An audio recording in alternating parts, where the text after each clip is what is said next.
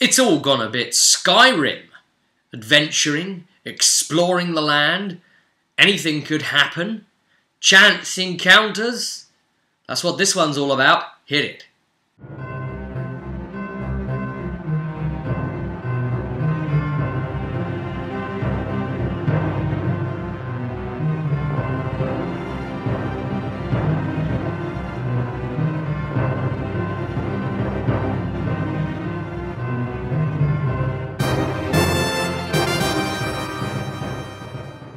Well, here we are then for the next vidcast.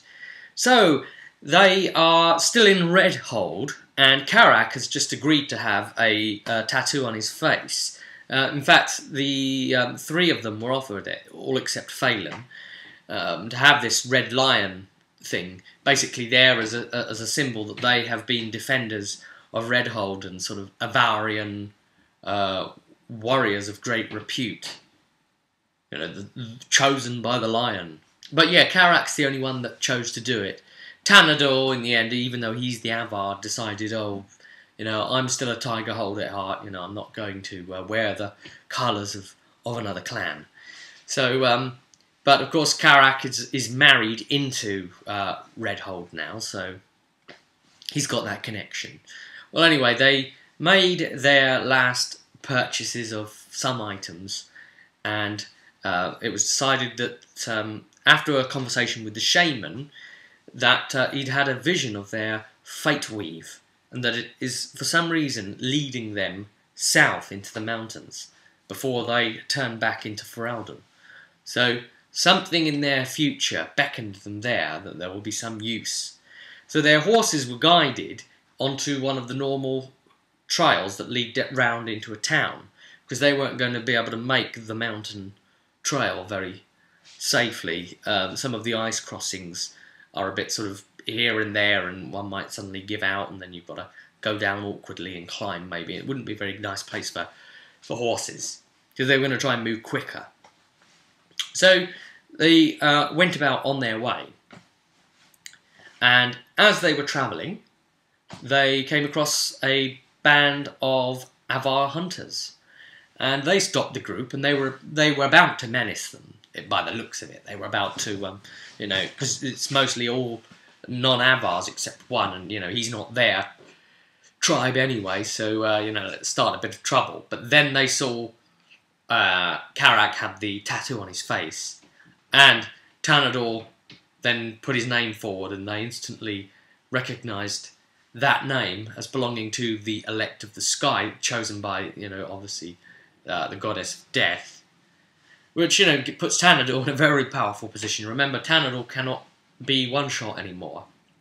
If he would suffer a killing blow, it has to put him as a pulled blow and send him unconscious instead. But of course, he can still be finished with a finisher afterwards. But he's, you know, at 1 health, so he's not in dying state at least, you know. Which relieves a bit of a burden on the healer. That all seemed like they were going to be bullied. The group then turned into the oppressive, bullying ones. And, you know, the Avars are diverting their eyes down. They couldn't make, you know, Tanador's even saying, "Come on now, you know, look me in the face like a man," sort of thing. And anyway, they, you know, spoke to them a little bit and then sent them on their way with their tails between their legs, and that was that. Oh, and by the way, the Avars had told them, yes, we actually know of some men hanging about in the hills at the moment, dressed in grey. So, instantly the group thought, grey? Right, grey daggers? Maybe the grey daggers, that brigand group that took them on at the bridge at that time with the poison gas traps and things. So anyway, they carry on their way, and they see an old man coming up the road towards them, dressed in grey, I might add. And he's got this huge big sack over his back, and, you know, he's all like hunched over from the contents of it, and he's like making his way up the road to them. And he comes right up to the group and addresses Karak and says, "Ah, so you are a mage?" And Karak's like, "No, I'm not a mage. Who said I was a mage? No one's saying I'm a mage." That sort of thing. He said, "Oh, now if you are a mage, then old Norrin is wrong for the first time in his life." And, you know, it went on like that. A lot of silly, fun banter. Because obviously, you know, Karak's a an apostate, so he doesn't shout about it. But he was saying, well, I happen to be a vendor of fine circle mage tower goods. And they were saying, oh yeah, how did you come across those goods then? Yeah, did you steal them off a corpse and this kind of thing? And he's trying to profess innocence generally and saying, look, these are fine. He's basically he's a magical goods road vendor. So it's quite funny. He states that he'd met some of the men spoken of on the road and sold them a magic staff, which was funny. Anyway, the items he had in his bag were which after a lot of bartering back and forth, and obviously Karak's the only magical caster, Karak eventually bought all three, and the guys chucked their money in and all sort of like helped out, and it's a way of getting their money spent on sort of like tier 1 magic equipment. But it was of course on the basis of him looking to Karak and saying, well, if you're not a mage, I suppose you won't be interested in these mage goods then, would you? But they managed to divert it around and said, oh no, I didn't say I wouldn't be interested. This is a silly thing. It's the whole silly thing there. Yeah, you can have a bit of fun with that, can't you, with your players as well? You can have your players, your NPCs sort of like exposed. Sometimes you can play thick NPCs that can be easily played over, but sometimes it's really, really fun as a GM to play a really cunning NPC that will come up with every little thing to use against your players, and any little oversight that they've put wrong there. Maybe hold that there in their memory as well, that oversight for like future dialogues with them. Oh, I remember you said such and such or whatever. That'd be really powerful if you can pull that out. So let's look at the items that Karak bought for a grand total combined of the lot as 2 gold 50. It's funny because Karak was saying to Tanador, well, I'll tell you what, you make the purchases for me, you're the elect of the sky. And Norin looked at him and he said, yes, you make the purchases. That's a good idea. And how much will you charge me then, the elect of the sky? And he stated some price that's, even higher, even a larger figure. And he says, what? Well, that's even more. He says, yeah, well, you're the elect of the sky. You can afford it being a brave warrior. So, we backfired again. So, it doesn't always have to be obvious. It can be funny. And these things help drive your character forward. And at the end of the day, they came away looking him as just kind of like another brigand, really. The brigands at least steal your money honestly, if they could be honestly. As in, they're honest about it. They say, I want to take your money or I'll cross you on the head. Whereas, these merchants, these travelling merchants, they con it out of you, they tease you and tempt you in. So yes, he sold him these robes of channeling charging thing that can store like 3 mana in them, sort of like a battery pack type thing. And I mean, it's not a lot of mana, but robes that can store any mana, I mean, that's enough to get a 1, 2 or 3 mana heal off, so that's nice. He also bought a cowl. So it was the apprentice's cowl, the one that you get in the actual computer game. So normally in the computer game, it would give you +5 mental resistance or something like that. So in this, it actually gives you the focus, willpower, self-discipline. However, if you already have the focus, willpower, self-discipline, and Karak does, it gives you the tier 3 beta playtested rule of master focus. Okay, so the idea is if you, from level 11 onwards in Dragon Age, if you take a focus a second time, you will be able to master in it and count that focus as a +3 instead of a +2. Yes, but even though they're only level 5, I decided, well, we'll have that happen in this one case here, and wherever else I don't think it's necessarily too game breaking. If it's something that's relatively feels characterful, then I'm quite happy with that. So yes, that's having that effect for him.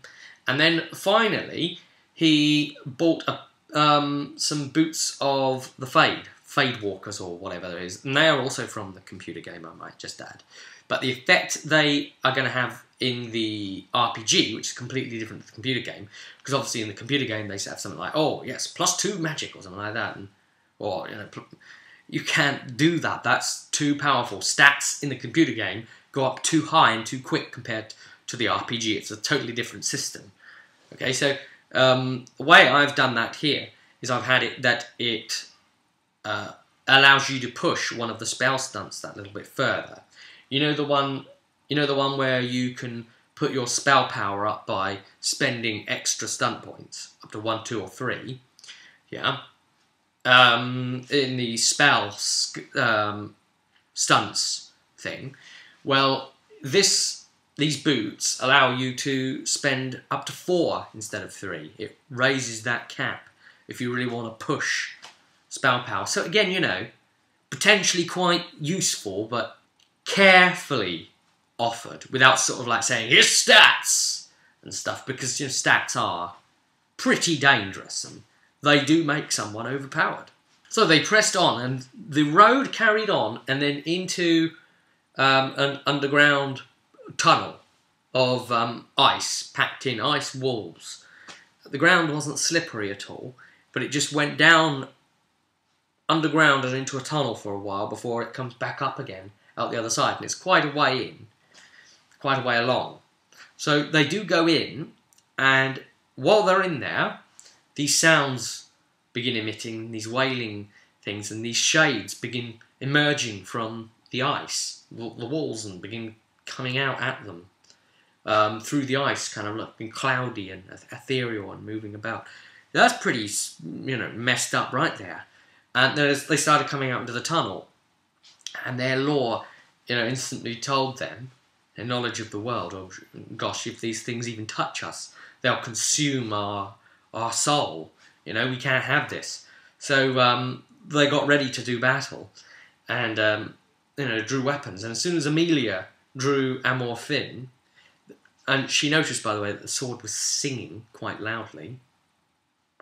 The lyrium-fired blade glowed and made all of the shades freak out, and they screamed, and they all went back off into the ice.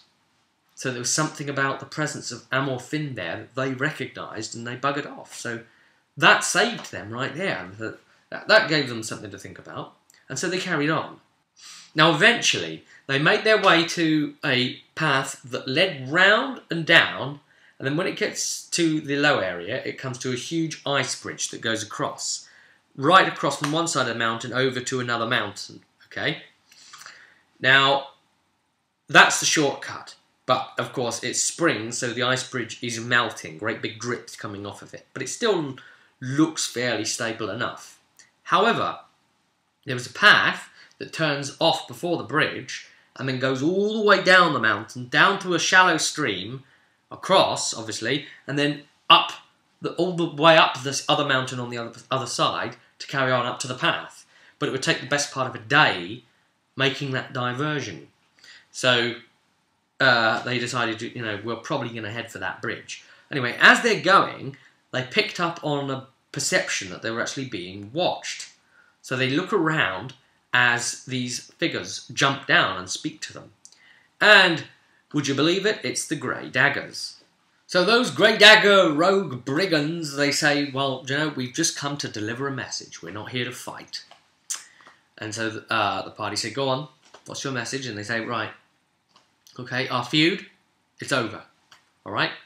You did that to us at the bridge. Feud is over now. And they said, why? Why is it over? And they said, because you've dealt with the Darkspawn, and that's made our job of controlling the roads a little bit easier without having to worry about them taking over and, killing all of the people off. So, at that point, the group said, well, do you know what? I don't think it's that we're even. I think you actually owe us one still. Just from you telling us that. And so it started to turn a bit sour. And they ended up diverting that away by saying, well, look, you don't want to turn this into another feud again now, do you? Are you saying you're going to remain at a feud with the Grey Daggers? And it looked like it was going to get out of hand, but the Grey Daggers said, well, as part of our new friendship, and it's a conceited smile there, smile with fangs, basically. I'm prepared to sell you for 50 silver a piece of information that very may well save your lives this day. And they said, no, I don't want to pay it. You could just tell us. They said, why should we want to know that anyway? And they said, well, we think it would anyway. We think you'd be interested. So they say, well, it better be good. Whatever you're going to tell us, we're going to come and extract that back out of you, sort of thing. The threats carrying on again. So anyway, they did pay the 50 silver to the thieves. So again, this is more taking the money off the players. So, paid the 50 silver, and the players had it explained to them. They said, there's a man. We think he's a man. He's in a robes and cloak sort of setup, and he's been tracking you. He's been following along the mountaintops, and we've been watching him, watching you, and he's been watching us, watching him, watching you. And he hasn't made a move yet, but he's armed. He looks like he has every intent on making his move to attack you. They also said that they can't keep pace with him, and that he's, a better scout than they are, and that they're amazing scouts. So that was a bit concerning for the group. So they thought, who'd be mad enough on their own to try taking us for on? So, they had a bit of a tip-off. There's an assassin after us. So anyway, the Grey Daggers, they bugger off. The group, I guess, decide, okay, that was a good bit of information. And they can't see the assassin now. They decide, well, we're going to get across the bridge, but we're going to hurry across the bridge.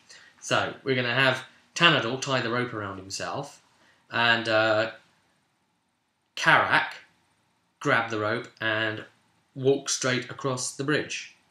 So that's what they did. So Karak walks across the ice bridge, and the idea is that if it's too frail and it fractures, then it doesn't matter, because hopefully, because he's got the rope tied around him, they'll be able to pull him back up. So anyway, it didn't break. It seemed sturdy enough, and then Tanador went across. That's obviously taking the rope with him, and so did. Basically, they all went across, and then Phelan was about to come over, and he's about a third of the way across the bridge when he succeeded his perception roll and spotted someone on the underside of the ice bridge, clung up, literally clung to it like a spider. But it's that man, yeah, and he's like following them under the bridge, sort of thing, and he had this really hot blade, and he shoved it up through the ice, and it erupted through the ice, stabbed out of the top, and his arm came up and stabbed right into the leg of Phelan, so he took immediate damage. And then the assassin climbed up onto the bridge, but at this point he's on the opposite side, because the whole thing's just cracked away. He's basically sliced it, and the bridge, a whole section of the middle, just falls out, and he climbs up onto the opposite side. So the section that's fallen away is now too large, really, for Phelan to confidently jump. And the assassin is just about to jump across to Phelan to get him. So his idea was, really, cut the team off. And he was trying to do it in a way to cut the team off half in half. But he decided, because Phelan's the slow one, we'll get rid of him now, because he's the last one across, and he's the ranged guy as well, and we'll deal with him in melee right now, and, he's too short to make the jump, so we'll cut him off. So that was what they deemed to do, but just as he was going to jump across over to Phelan, Karak gets off a mind blast. It hits the assassin, knocks him down right at the edge of the gap, and he falls off. And they can't see where he's gone because the ice is too dense. So they think to themselves, well, hopefully the bugger's plummeted to his death. So they say to Phelan, quick, you're going to have to jump across, quick. And Phelan's saying, I can't make it, I can't make it. I'll never be able to make it. And they say, well, you're going to have to try. So Carrot comes up with this idea. And the player playing Phelan gets the dice, comes over to the GM screen, rolls them in front of me, and walks away and doesn't look at the result. And say, that's my attempt for jumping, alright? Right, so I've got the result in front of me, and I've not even told them what the target number is, you see, so, I've looked at their roll. So I'm looking at the result of it, and for the result of it, for what was needed, it's missing it by 1, which means basically a plummet, fall to the death. However, at the same time, Karak's also telling me as GM, he's saying, look, by the way, I'm going to cast a spell. I want to do a Mind Blast and structure it just behind Phelan in the gap between them, in the jump, so that it will help propel him that bit forward. So I said, all right, if it comes off, I'll grant that as an extra 2 points towards the target number needed. And if it procs, for every point of stunt point you commit towards it, I'll allow that, in this case, to be an extra point towards the target number. So, he rolls his dice, and again in front of me, so he doesn't see the result, and only I see the result. And I look at it, and then I announce to them, in narration, the results of what happened. So, I say to them that Phelan has jumped, and he looks like he's not going to make it, and then the spell gets off, and then it pushes him, it kicks him up the arse at that last minute, and he looks behind him sort of, like in slow motion. What was that? Well, bent this way with his feet up like that in the middle of the jump. You can imagine the music playing and everything. That was great. And it just gives him that extra little bit just to clear the gap. Because basically he then succeeds the test and passes the target number by 1. Thanks to the spell, you see. So basically, without Karak's intervention there, that thought of, oh, I'll assist him with this because he's only a dwarf with little short legs and the gap is this and blah, blah, blah, Phelan would have plummeted. Yeah, and he would have plummeted, and it probably would have been 8 or 10 d6 of damage, which is probably going to kill you. So, yeah. Right, so after that, they press on further south along the mountain line. And here we come up with a new piece of information for Thaddeus that on the Frostback Mountains that was not previously known. See, basically at this point, I then start running Who Watches the Watchfires, which is a Midgard setting adventure, which has been converted to the age system. So I thought, oh, I'll get me some of that. So I did. Hey. And I thought, this helps continue that sort of Skyrim feel. Because that way in Skyrim when you're wandering around in the mountains and you've just met this random person on the road and this event has just happened in front of you and so-and-so has just tried killing you and you've just gone through a town and you've just bought some things and sold some things and now you've just come to a fort or something. So, and then you can, interact with the fort, be they friendly or ill will towards you. And in this case, it was going to be the latter. Now, normally, the way we've got it set, so I've directly converted what this is and just said, right, this now exists in the Frostback Mountains too. Okay, so we've got watch fires around a sort of tower build-up. It's like a walled area with 4 towers and 2 gates that lead into the central courtyard where there are several buildings with certain things in.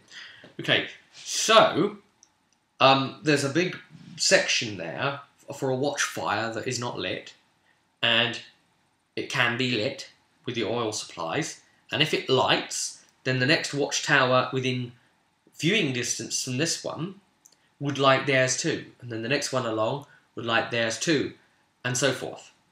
So, and then all of them would go up to Warn of Danger, and all the Avar tribes would come together and congregate against the enemy threat, which is why somebody trying to assault from the south up through the mountains, or to attempt the mountains at all, in that way, would have to pass the watchtowers and would have the assembled might of the Avars to take on, which was why Eopa's plan, remember the Genlock emissary, was so brilliant, to already be stationed in the north and have his teams be burrowing a new tunnel in to that spot for the full invasion to take place.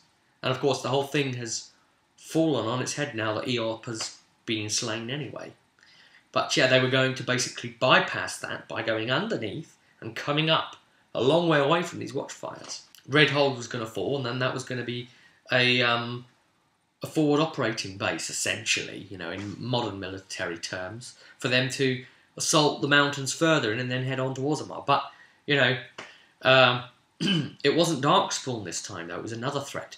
But the threat was related to the Darkspawn. We'll get onto that soon. Or, the coming Blight. Because remember, this isn't quite 9:30 yet in Dragon Age. It's more probably like, what would it be? 9:28, 9:29 at latest, might be 9:28. I'm not actually sure. I don't really want to lock down what time it is yet, because I don't want to, like, force myself into when the events of the Blight, basically when Ostagar begins. I don't want to have to force my hand of saying, okay, that has happened now in the world with you, whatever. Because I do want to keep pretty canonical to, events that are historically known. But except, the Grey Warden, the hero of Ferelden, I might well insert my playthrough Warden into the RPG system. I suppose that would be a thing to do, right? I'm sure a lot of you Dragon Age GMs would probably insert your Warden, right? If it had to be a Warden, it would be the GM's own Warden from his playthrough, surely. So anyway, as they come upon this watchtower, they see in the stream next to it a load of avant-guards that would normally be in the tower, laying face up, staring at the sky. Dead. They've been pushed off and rolled down the hill into the stream. Oh, hey, huh? And so the party get very suspicious at this and begin having a look. What's going on here? And they spot sentries and guards walking around the ramparts of the top. So, they took a good look at that, and Tanador, having his amazing knowledge of heraldry, as he, funnily enough, seems to always have, it's an ongoing joke now, happened to recognise them as the Black Viper. They are up from the Kukaru Wilds, and they're operating up here because it's become too crowded and dangerous with Darkspawn Horde to operate properly in the Southern Wilds. So they're trying their luck here, and they've taken the tower somehow. Why hasn't the fire gone off? So this is a mystery for the party to solve. And as they look further on, they can see down the road, there's a bloody small army of the Mercs, this Merc army dressed in black, marching for the next tower. And they haven't got their fire lit either. They can't see. They're in total darkness to the approach. Because they're past the fort now, marching at them on a wrong-footed side. And obviously when the torch goes up anyway, it helps light the area up too, which would obviously expose them in the dark. And they're all dressed in black. So, at the moment they're quite well hidden. And from a non-guarded approach side, I mean, there's only like one guy on checking to see if the torch goes on. So his eyes are more all the way over on the other tower rather than the ground below at what's happening there. And so forth with the other towers. But all the guards in this fort, they're all dead. They're down for the count. So the players had to work out how they were going to go in, and there was loads of different ways that they could handle this, and I see this as very, very Deus Ex. You know, they could go back and replay it again, and then do it another way, and then go back and replay it again, and then go in another way and do it another way. So there's so many different ways, and to really do something a bit different, here's what we did. I took the file, put it over to the computer that was in the office where we were playing, a computer connected to a projector, and on the final page, which had the full colour map on it, because it's a PDF, right, had that map page projected onto the wall. So it's basically all the office cabinets along the side. This makes a wall of cabinets. So we had the full image of the map projected onto that. So then the party get a top-down view, and you get to say, well, this is what you can see. You know, I can get the pointer out and start, like, doing the whole sort of military operation thing. And, well, here we go then, chaps. You're going to be landing here at 100 hours. But not really, but you get the idea. You know, I can say, oh, this is the low ground, and the ground gets higher here, and this is too rocky to walk on, and you know, I can point right at it. And it was great. They really responded to that, really, you know, really captured their imaginations for how they were going to go about things that they chose stealthily. Okay, thought I. And now, if you want to see this process actually taking place, I've got some footage captured of it on the night, just a couple of scenes, just to give you a bit of... We didn't capture the whole bit of it, but it, you know, shows you what it looked like and what we were achieving. Then, you know, click the annotation on screen, and you'll get over to a recent video in Roleplay Moments where I'm demonstrating that actually happening. Okay? Don't worry, it will open in a new window, so it won't overwrite this. You can carry on watching this afterwards if you haven't already seen that. So what they then do is push onwards. Round, keeping very, very low, not getting seen, going up to one tower, and that was Tanador and Amelia, and Carrick and Phelan made their way around to another tower, and they used their ranged abilities, so Mind Blast and Crossbow Bolt, and on one guard there over at the top, and they managed to take him down. And so they were doing this and sort of like felling their guards low, and then climbed up the tower, and Amelia and Tanador, they climbed up the tower, grabbed theirs, all sort of like Assassin's Creed Ezio style, and threw him off. So that was nice.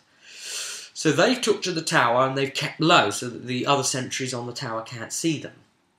Then they can then look around and see where these sentries are.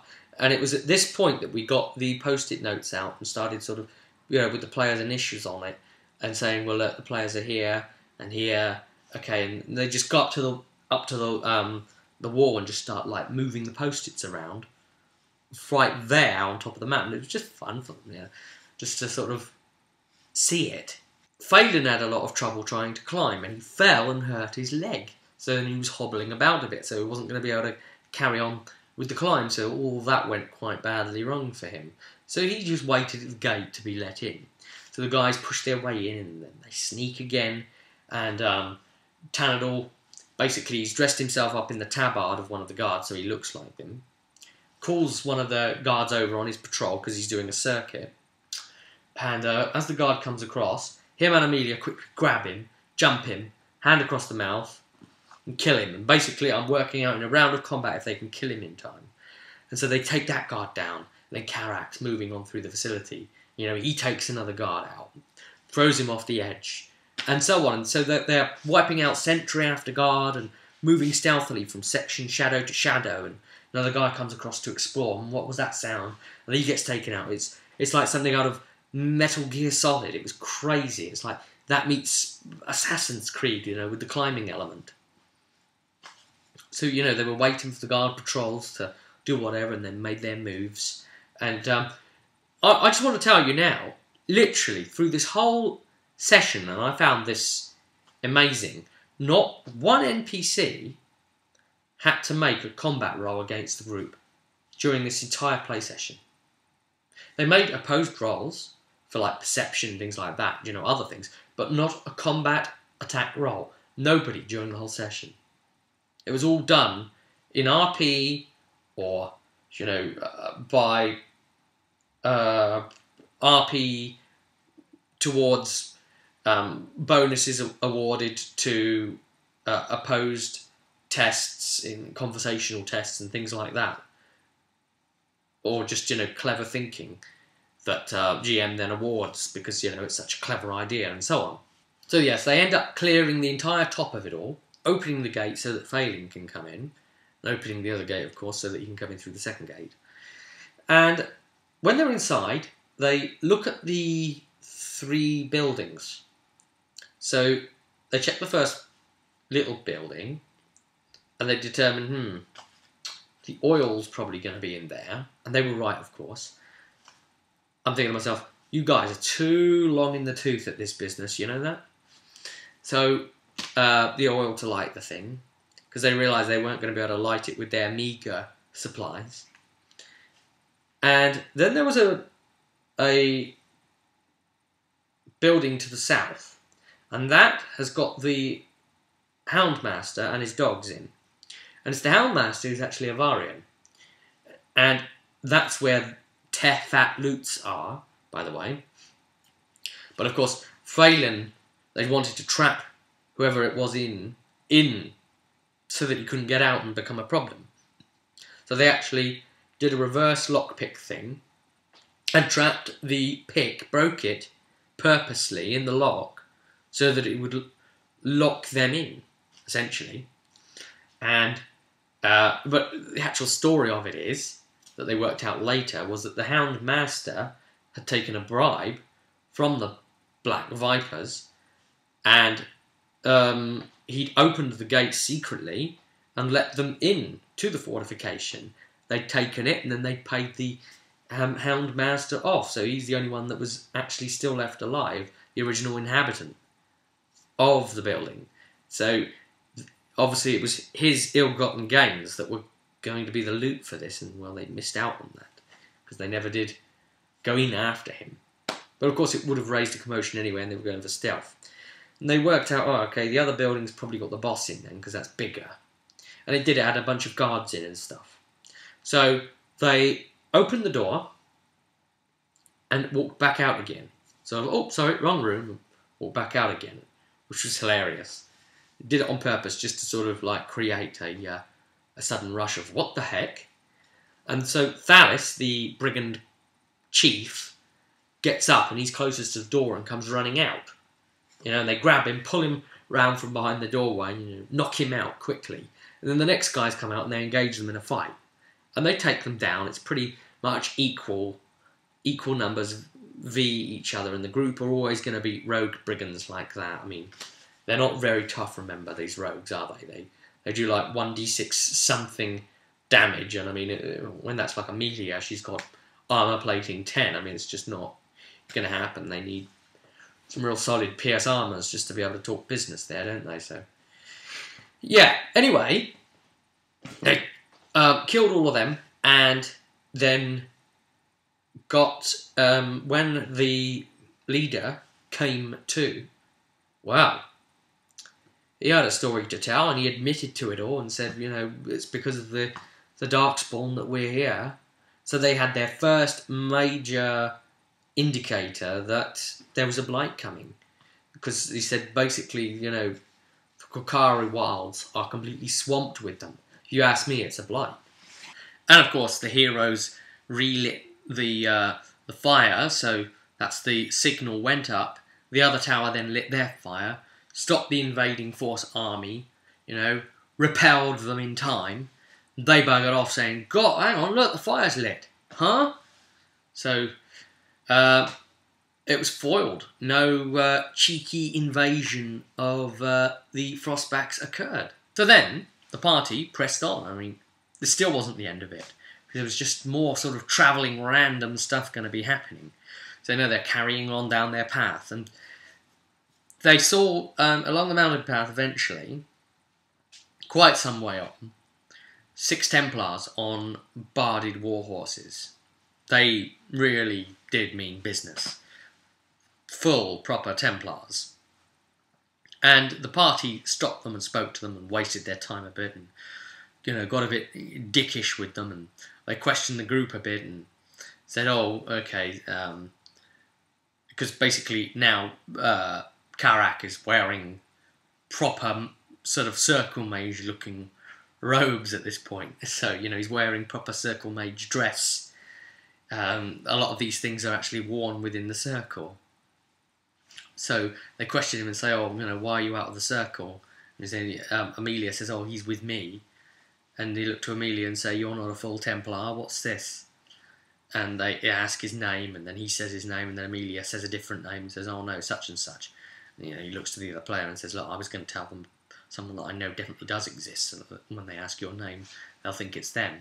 And so they query, oh, why have you given me 2 names? What's all this about? And, it's lucky for you that we're actually responding to the call of a blood mage right now, or else, but we'll take this into account, and, your name is Amelia Serranus, right? And, we'll look into this, and if we don't like the sound of it, we'll know who to blame, and we'll come looking for you next.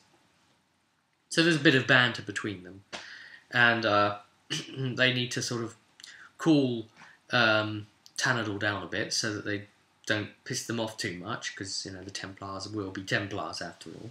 Or as the Americans would say, they act like they've got a stick up their arse. Well, they'd say ass, wouldn't they, not arse? Yes. So, anyway, they ride on, and the party walk on quickly, and the party eventually come to the first town when they get out of the edge of the Frostbacks. And lo and behold, who do they see in the town? The Templars. And they're facing off against the entire population of the townspeople, and there's just swearing and stuff being thrown, and the Templars have their shields up, and they're riot shield style, and they're like blocking all this garbage and trash that's being thrown at them, and they're saying, hand over the blood mage to us now, or we'll kill all of you just to make sure we kill him. And they're saying, no, bugger off, leave him alone, and that sort of thing. And so they say, all right, that's it, you've been warned. You've got 1 hour to surrender him to us, or we come in cutting. So they go off to the inn, and the players take a look at it, and they say, oh God, here we go. Right, all right, let's look into it. So they go and talk to the Templars a little bit, and find out the lowdown from them. And meanwhile, Tanador sneaks into the stables where the Templars' horses are, and he cuts all the reins, just as something mischievous and nasty to do, really. Anyway, they quickly come back out, and the group essentially have an hour now to solve this before the Templars go in cutting. So they start speaking to the townspeople, and Karak confesses that he is a mage and he wants to try and help their mage, that he's not with the Templars, he's an apostate, and, the Templars would hunt him, so, he's trusting them with that, now they should trust him with this, and this sort of thing. So, they did trust him with it. He rolled well as well, so off they went down into the basement of the building, and there they found the mage. Now, there was a circle of blood, and there's blood all swirling around it. And then he's got his palms out, and he's in meditation, he's on his knees, and there's blood coming out of one palm, going into the circle, channeling round, and blood coming into the other palm. So it's like he's using himself as a conduit for this circuit of like, blood in this ritual, and it's just ongoing. It's a remains in play spell. And Karak's about to walk in there to sort of like, get a hold of him and sort of say, hey, come on, what gives here? And one of the townspeople grabs Karak and says, no, don't walk in there, it's too dangerous. It's far too dangerous. If you step in there, it will consume your body. It will take your blood. So, they thought, oh, okay, right. He said, right, I want to try and attempt to use my new found spirit powers that I've been learning from the Red-Hole Shaman to try and make contact with this guy on a spiritual level. So, you know, he meditates in the room and makes a connection to the guy in the circle and starts talking to him somewhere half in the spirit realm, you know, in a meditative state. And this conversation goes, you know, what's going on? You know, the Templars are hunting you, you know that? And the man's like, well, that's not good news. They can't find me, or this town is doomed, and possibly all of Ferelden.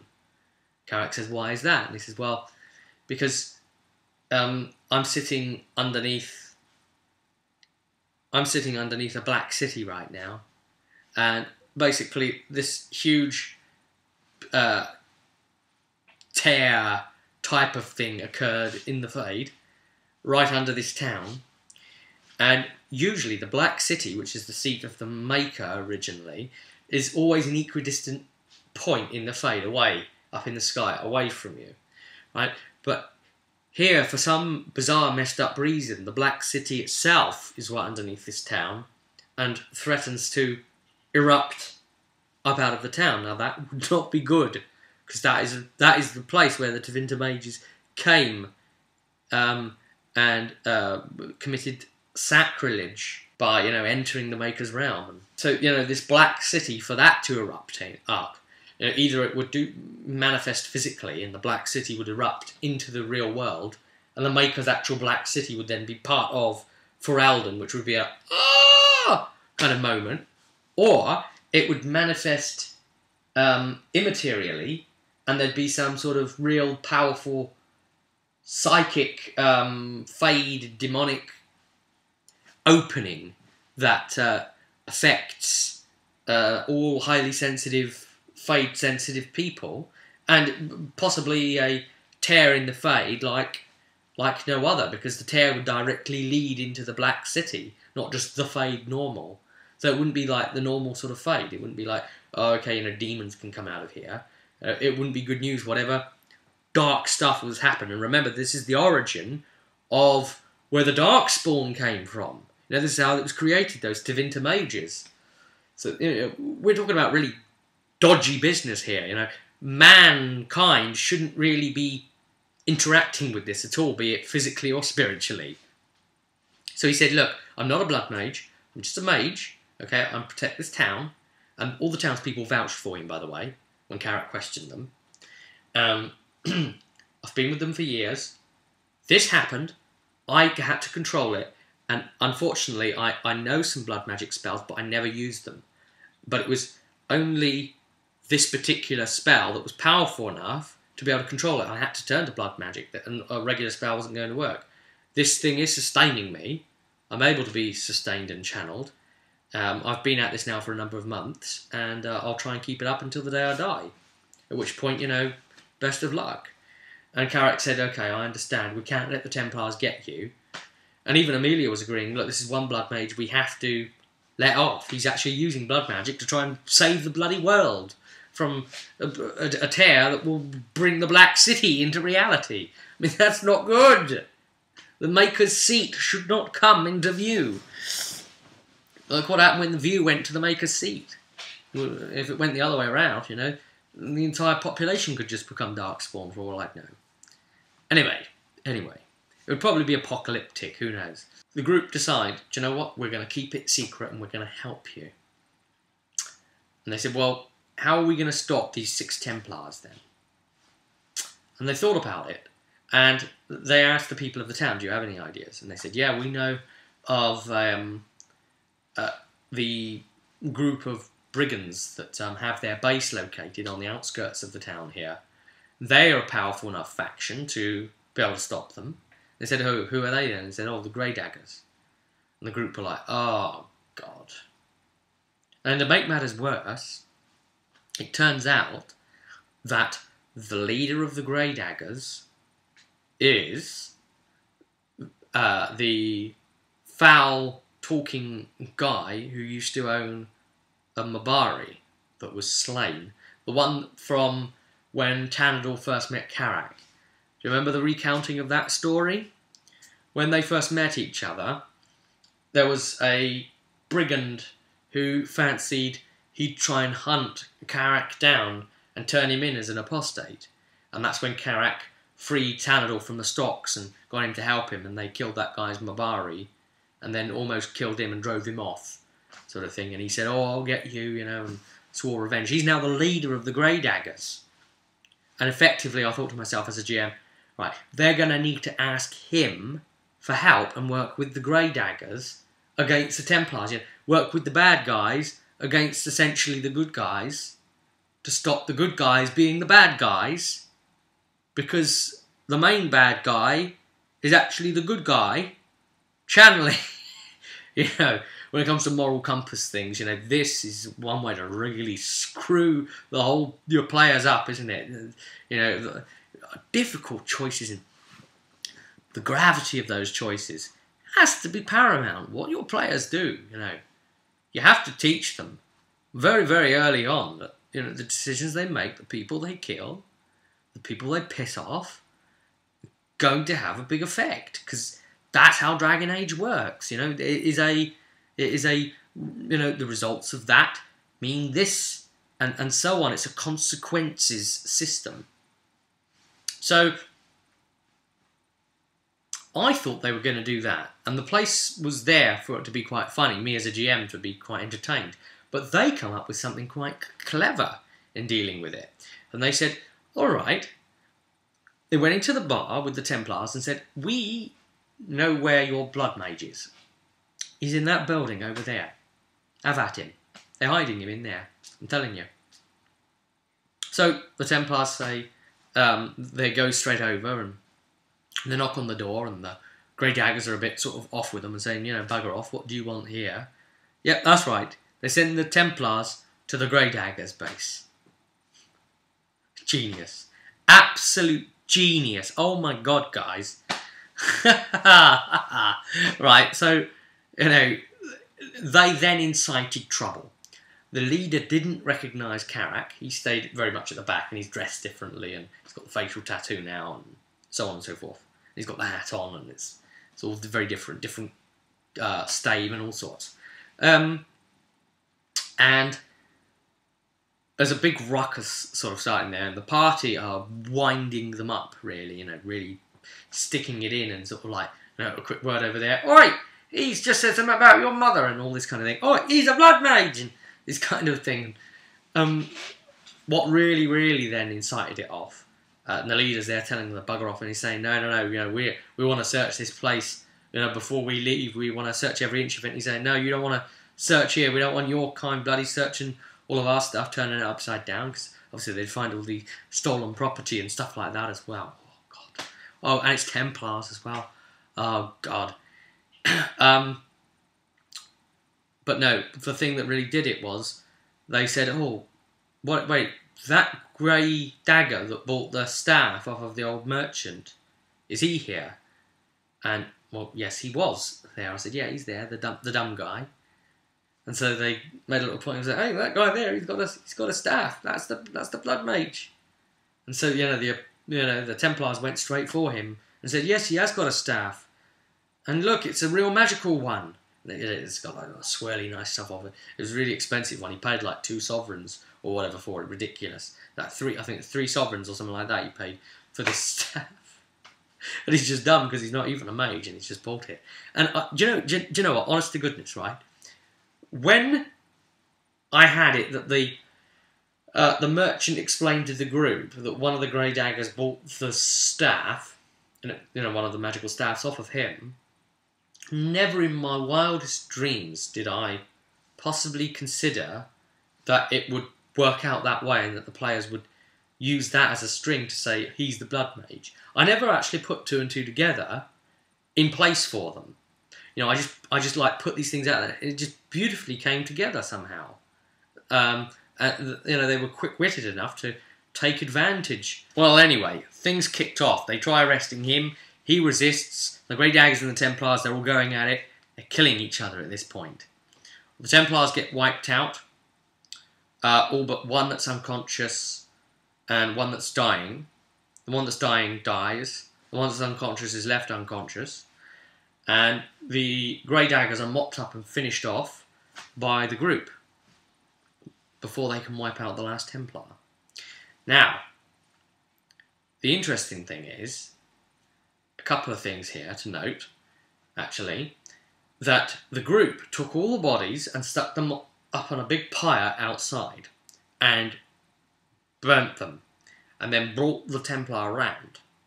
And when he came round, he got to see the bodies burning, and the one guy that was the supposed blood mage with his staff, burning in the flames there and saying, "Look, there's your blood mage. He's burning it last. It's rid of it now." And he was saying, "Look, something doesn't quite add up. Where's the rest of my men?" He said, "They're all dead," and this kind of thing. "But you have found him now because of our tip-off." And it didn't quite seem to fit right to him still. It was like a niggling feeling, that kind of policeman's suspicion as Templar had. But he went away from the town and he said, all right, okay, enough people have died today." And the group were like, "Yeah, you're telling me." So he said, "If I hear another sniff of this, that there's a blood mage still in operation, I'll know you were lying, and I'll come looking for you, Amelia Soranus."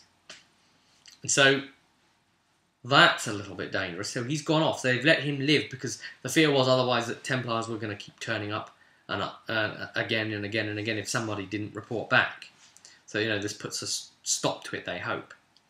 The other factor that occurred, though, was that the leader of the brigands, somehow he's risen to the top of the ranks, has his pet Mabari has something unusual about it, in that it has a green collar stuck into its skin around its neck.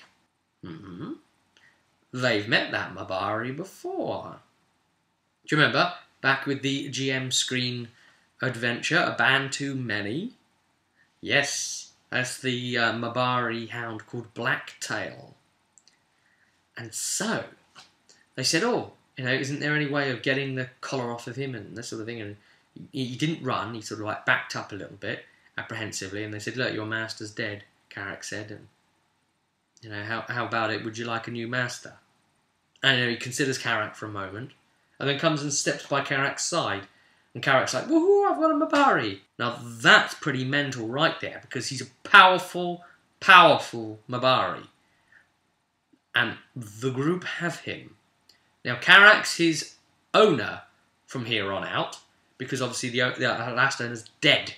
So, the whole imprint thing as it happens. And you can see why it's such a interesting dog for the party to have, really. And, not at all like Oof, who was very, very weak and would go down easy. I'm figuring that this would be a very powerful NPC fighter for them. And, of course, Carrack's now got a lot of the animal handling talent type skills that he's gone up to at least journeyman in now. So anyway, that all got left there. They'd come away with that. Oh, and by the way, the other thing before I forget, Tanadal has been gifted a red lion cub, and Carrack has bought a falcon, but he's still trying to train it to sort of understand his commands at the moment with his animal handling kinship skills. So that all happened back at Redhold. Forgot that. Right, so that's where they are now. They are at this town. Who knows what's going to happen next? We decided to call the session there. We thought, that's a nice cut-off point. People, it's getting late now. So it's gone 10, so, call it there. And, end of the session. So, guys, this was a very lengthy update, but I hope you enjoyed it. And, what's left of my voice here, because I was very, very ill and unable to speak, and I just about managed to recount all of this. But until next time, I will see you at the table.